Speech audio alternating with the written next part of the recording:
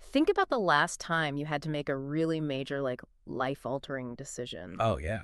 You probably did what, we are all trained to do. You agonized over the pros and cons. Running those endless loops of logic. Exactly. You laid awake at night just trying to think your way into the perfect choice. Which is exhausting. It really is. Because we operate in this culture that treats the logical reasoning mind as the absolute peak of human intelligence. Like it's the undisputed captain of the ship. Yeah, the ultimate authority. But what if the primary tool you've been using to navigate your life is actually just running on lag? Oh, I love that framing. Right. Like, what if your conscious mind is constantly serving you outdated information and you are making your most critical choices based on a delayed broadcast? It completely upends our standard operating procedure, honestly. It really does. That's And right. that is exactly what we are getting into today.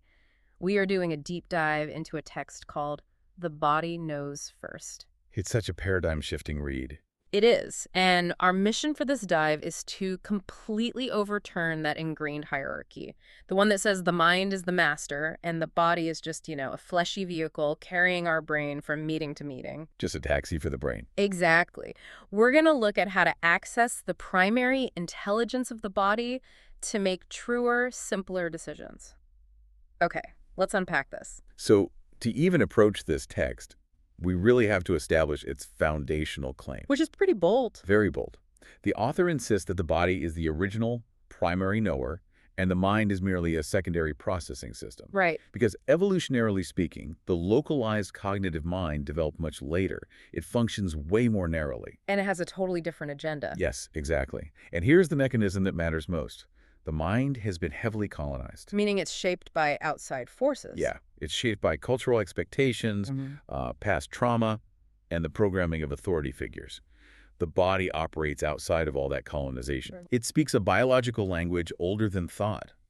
It functions with basically no agenda other than accurately reporting the truth of the present moment. So if I'm hearing this right, the mind acts a bit like a social media algorithm. That's a great way to put it. Like it sits there curating content, serving up warnings and suggestions based exclusively on your past search history. Right, your previous clicks and data. Yeah. Yeah. By contrast, the body is a live, unedited video feed of what is actually happening in the room right now. Exactly. The algorithm is just recycling history, whereas the live feed gives you raw, unfiltered present data. That makes so much sense. If you look at the neurobiology of this, the vagus nerve is the superhighway connecting the gut and the brain. Okay. And about 80% of those nerve fibers send information up from the body to the brain, not the other way around. Wait, really? 80%? Yeah. The body takes in sensory data, registers a response, and shoots it up to the cranial brain. And then the brain just scrambles to create a narrative that justifies the physical reaction that already happened. Okay, I have to push back just a little bit on the idea that the mind's algorithm is entirely a liability. Sure. Because, isn't that algorithmic pattern recognition exactly what keeps us alive? In terms of basic survival, yes. Right, like my mind remembering the pain of a burn is the reason I don't touch a hot stove today. We kind of need those historical templates. Oh, absolutely. The text doesn't dismiss the utility of memory for physical survival. Okay, good. The issue really arises in complex, nuanced, human decision-making. Right, like career changes or relationships. Exactly. The vital distinction the source makes here is between explanations and information. Explanations versus information. The mind provides explanations. It pulls out those historical templates, narratives like, opportunities like this don't come around twice. Or, people who act like this will eventually betray you. Right. And it projects them into the future to create a cohesive story. But the body provides information. Literal, real-time cellular data. Blah. Yeah. Your enteric nervous system is running metabolic assessments. Your skin is registering microscopic pressure changes in the room. That's wild. Your nervous system is reading the physiological state of the person across from you. The body is engaged in this massive, high-speed data exchange with the present moment. While the mind is, still rummaging through old filing cabinets. Exactly, looking for a matching file from 10 years ago. So the mind is pitching a script based on reruns, and the body is broadcasting the live news. That's exactly it. That completely reframes what we call wisdom. It really does. Because a lot of the time when we think we are making a reasoned, mature decision, We are actually just choosing a familiar story over the uncomfortable live data. Yeah, the mind is just arriving late to a conclusion the body already reached. Yeah. The author calls this out very directly. It isn't wisdom, it is simply lag. Flag. Wow. So if you were listening right now, think about a tough choice you navigated recently. Yeah, ask yourself, Were you actually analyzing live data about that specific situation, or were you just projecting past experiences onto a brand new set of circumstances? it forces a total audit of how we make choices, doesn't it? It totally does. But, if our minds are loudly playing these reruns all day, how do we physically tune in to the live broadcast of the body? That's the challenge. Especially since most of us are so numb to it. Well, we have to decode the foundational language of the body, moving from the abstract theory into actual physiological sensation. Okay, let's get practical. The source reduces this language to two primary signals, expansion and contraction. Let's break down the mechanics of those two signals. What is actually happening physically during an expansion? So when something is true for you, like when a decision aligns with your capacity or when an environment is safe, your body expands. Like a physical opening up. Exactly. Biologically, your parasympathetic nervous system engages. You experience this softening in the visceral organs. Okay, I can picture that. You might notice a sense of space opening up behind the sternum, or your breath dropping deeper into the diaphragm without conscious effort. Oh, like when you just naturally take a deep breath. Right. The smooth muscle in your digestive tract relaxes. Yeah. It is literally the physiological opposite of bracing for impact. You feel a literal decompression. The airways open. Mhm. And so contraction is the defensive posture. Yes. When a direction is off, when an environment is hostile, or, crucially, when you are about to override your own true, the sympathetic nervous system kicks in. The fight or flight response. Exactly. The body contracts. Your shoulders might pull slightly forward to protect your vital organs. Your breathing gets shallow, right? Yeah, localized really high in the chest. And you'll often feel a tightening in the solar plexus. The text actually highlights a very specific physiological response here, sudden profound fatigue. Oh, man. That sudden fatigue is fascinating. It's so common, too. It's not the fatigue of running a marathon. It's that heavy, leaden feeling that washes over you when you agree to a project you just know you shouldn't take on.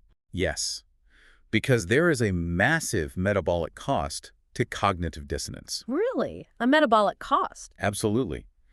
When your body is screaming a visceral no, and your conscious mind forces a social yes, your system expends an enormous amount of energy suppressing that somatic signal. So it's basically draining my battery. The sudden fatigue is your body literally draining your energy reserves to manage the internal conflict. What stands out to me about these signals, the shallow breath, the sudden tiredness, the softening of the belly, is how incredibly quiet they are. So quiet. Because we have been conditioned by movies and culture to expect our intuition to arrive like a lightning bolt. Right, the booming voice. Exactly. We wait for this undeniable voice from the heavens to tell us we are making the right choice.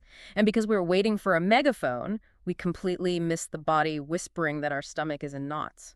That's the tragedy of it. The body is consistent, but it operates at a very low volume. While the mind is blasting on full volume. The mind is a phenomenal noisemaker. It produces an endless stream of arguments, justifications, counter-narratives. It never shuts up. Never.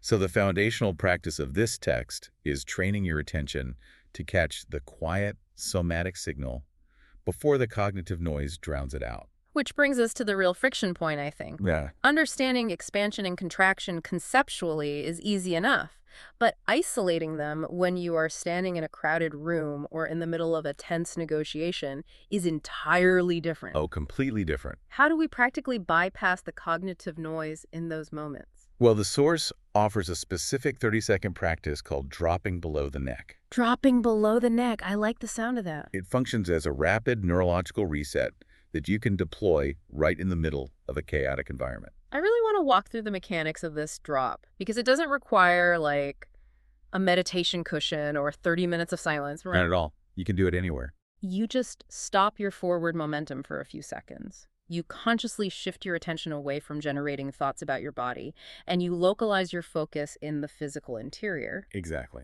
The text suggests starting at the throat. You bring your awareness to the soft hollow at the base of the neck. You aren't manipulating it or trying to force it to relax. You are just gathering data. Is the airway held tight or is it open? Right. You are stepping out of the role of the manager and into the role of the observer. Then you track the attention down to the chest. You feel the physical weight of the sternum and the mechanical rise and fall of the ribs. You check for compression. Yep.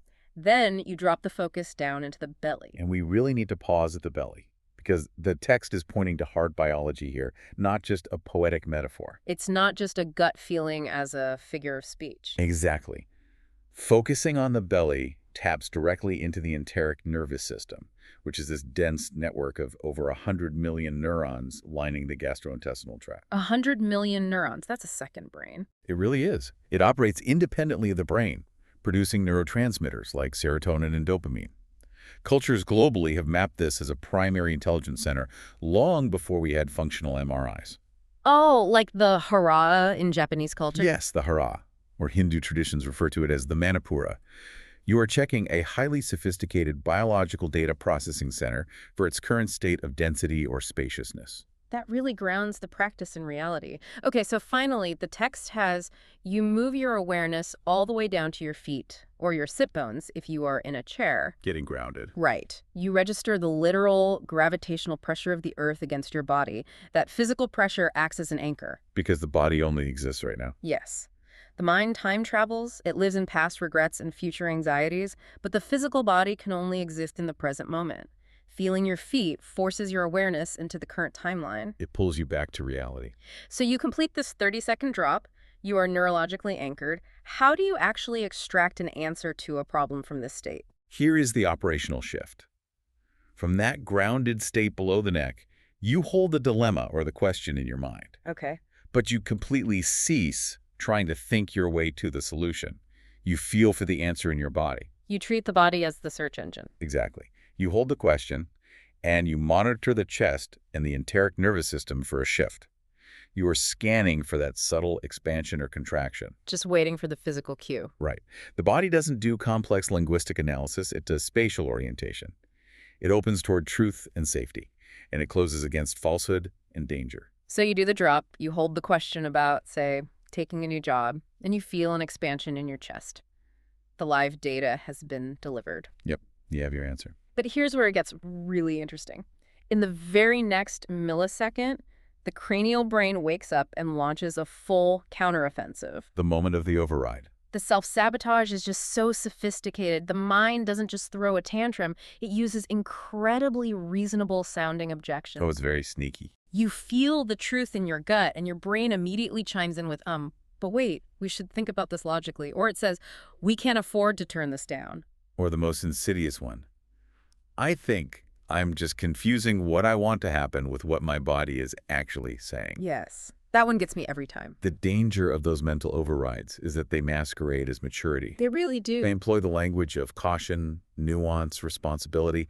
It feels like you are exercising adult discernment. But you're not. No. In reality, it is the mind violently yanking your awareness back up into the cranial vault. It pulls you out of the live feed and shoves you back into the archive of lag. Okay, I have a mega question here, though. Let's say I think about going to a networking event, and my chest immediately tightens and my breath gets shallow. Okay, contraction. Right. How do I know that contraction of my body's deep, authentic wisdom saying this environment is wrong for you versus my body just having a trauma response or social anxiety? That is such an important question. Because if my body is terrified of new things, won't it just contract at every opportunity for growth? That is the most critical distinction to make when dealing with somatic intelligence. The source material, and somatic psychology in general, differentiates between the texture of a trauma response and the texture of deep intuition. They feel different. Very different. Trauma, fear, and anxiety are frantic. They are loud. The sensation is often localized high up in the body like a racing heart, a fluttering in the upper chest, a gripping in the throat. It has a frantic, vibrating quality to it. Yes. It feels chaotic. Exactly. Authentic somatic truth, even when it is delivering a hard no, has a totally different resonance. It is grounding. Really? Even a no? Even a no. It often feels like a heavy dropping sensation lower in the abdomen. It is quiet, steady, and incredibly still. Wow. A trauma response makes you want to run away. A somatic no simply makes you feel like an immovable rock. That is a huge distinction. The text provides a reliable test for this, actually. True discernment, even when facing fear, will always push you deeper into your physical awareness. It makes you more present. Right. It will invite you to feel the sensation more closely. An override or a panic response attempts to pull you out of your body entirely, launching you into catastrophic mental projections about the future. So, if the thought causes you to lose the physical sensation of your feet on the floor, you are back in the mind's territory. Exactly. The text actually warns about the severe long-term cost of chronically letting the mind override these steady somatic signals. It's a heavy cost. If you spend years overriding your gut to do what is logical or what you think you should do, you develop a profound sense of hollowness. The author describes it as feeling far from home in yourself. Far from home in yourself. That hits hard. You build a life out of mental constructs instead of physical truth, and your biology registers the discrepancy. And we have to view that hollowness through a neurological lens. That disconnection is not an absence of feeling. It is the presence of a highly specific somatic signal. It is a localized disassociation. Your body checking out. Your nervous system is constantly trying to communicate. When you feel hollow and disconnected, that is the live data. Whoa! Your body is accurately reporting your current state of misalignment. It is telling you that you are living in a simulation constructed by your prefrontal cortex. To cure the hollowness, we have to radically alter the timeline of our decision-making, which leads to, honestly, the most provocative instruction in the entire source text. The practice of acting mid-sentence. Yes, acting mid-sentence. It requires a fundamental shift in authority. When you feel the body's signal, the clear expansion or the steady contraction, you must execute the decision while the mind is still generating its counterargument. You don't even wait for the brain to finish. You cannot wait for the mind to reach a consensus with the body. The mind is a pattern completion machine. It will endlessly generate objections based on historical data. It'll just keep arguing. Right. If you wait for the mind's permission, the body's intelligence will never govern your life. You have to speak the yes, deliver the no, or walk out of the room while the brain is still mid-sentence saying, but wait. When I first encountered that concept, my immediate reaction was that it sounds completely reckless. It does sound radical. Taking action without letting your brain finish its thought sounds impulsive and dangerous. It sounds reckless to the mind because the mind is losing its absolute authority. But the neurobiology proves it isn't impulsive at all. Because the body is faster? Exactly. The body has already processed the data. By the time your brain forms the linguistic thought, like, I'm not sure about this, your nervous system has already analyzed the microexpressions, the tone, and the metabolic cost of the situation. So you aren't acting without intelligence. No, you are acting on prior intelligence. You are simply refusing to let the slower, louder system overrule the faster, deeper system. That completely flips the paradigm. The live feed is just faster than the algorithm can update. But does that mean the conscious mind just gets permanently demoted to the back seat? Like, what is the brain even for then? The mind actually finds immense relief in this new dynamic. Really? Relief? Yeah. Over time, as you repeatedly act on the somatic signals and see the positive results, the mind learns to trust the body's reliability. It stops trying to be the final arbiter of truth, a job it is terrible at, by the way. Right. And it settles into its evolutionary role as the articulator. The mind is a magnificent tool for language, strategy, and execution. It becomes a translator. Yes, it figures out how to implement the knowing that the body has already secured. The body decides, the mind executes. It is a much more efficient division of labor. So much more efficient. Let's move this out of the vacuum of individual choices, though. Yeah. How does this somatic awareness function in relational spaces? That's where it gets really practical. Because it is easy to drop below the neck when you are alone in your living room. Yeah. It is much harder to maintain that awareness when you step into a high-stakes meeting or a crowded social event. This is where the concept of neuroception comes in. Your autonomic nervous system is constantly scanning your environment for cues of safety or danger, entirely below the threshold of conscious thought. It's always reading the room. Constantly.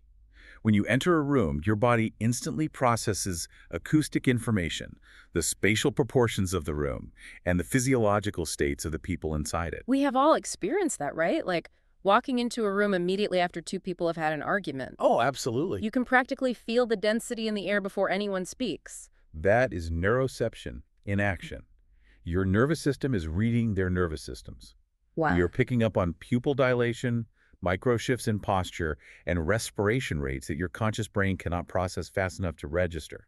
Our bodies are just exchanging data. We survived as a species by accurately reading the biological states of other organisms. The critical error we make in modern society is leaving our physical bodies outside the door when we interact with others. We get entirely in our heads. Yes, we send our social mind in to navigate the conversation, completely severing our connection to the massive stream of real-time relational data our nervous system is collecting. So, if you are heading into a difficult conversation later today, try an experiment. It's a great exercise. While the other person is speaking, bring a fraction of your attention to the physical pressure of your feet against the floor. Just anchor yourself. Notice what happens in your own chest when they make a specific claim. Don't let your mind build a defensive argument. Just monitor the live data your body is gathering about their state and your own, It anchors you in the biological reality of the interaction. rather than the narrative your brain wants to spin about it. Exactly. As we bring this deep dive to a close, we have to look at the ultimate promise of this material. What is the actual result of living from the body first? Because the author is careful to note that it doesn't magically remove all conflict or difficulty from your life. No, it alters the quality of the difficulty. How so? It introduces the difficulty of being radically honest and the friction of choosing personal truth over social convenience. Decisions become vastly simpler because the body's knowing is binary, it expands or contracts, but they do not necessarily become easier to execute. Exactly. Simple, but not always easy. What you do eliminate, however, is the exhausting, draining suffering of chronic self-override.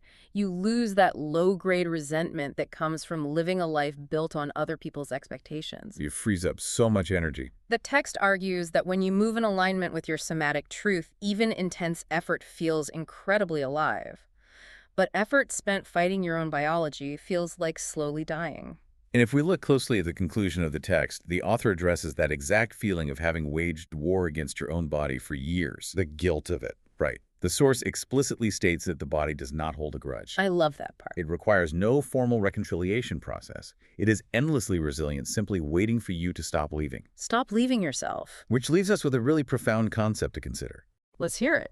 If our biological systems are this inherently forgiving and this deeply anchored in the truth of the present moment, how much of our lives do we waste mentally punishing ourselves for past mistakes when our bodies have already forgiven us and are just waiting for us to rejoin them right here, right now? Trust your primary intelligence today. We'll catch you next time.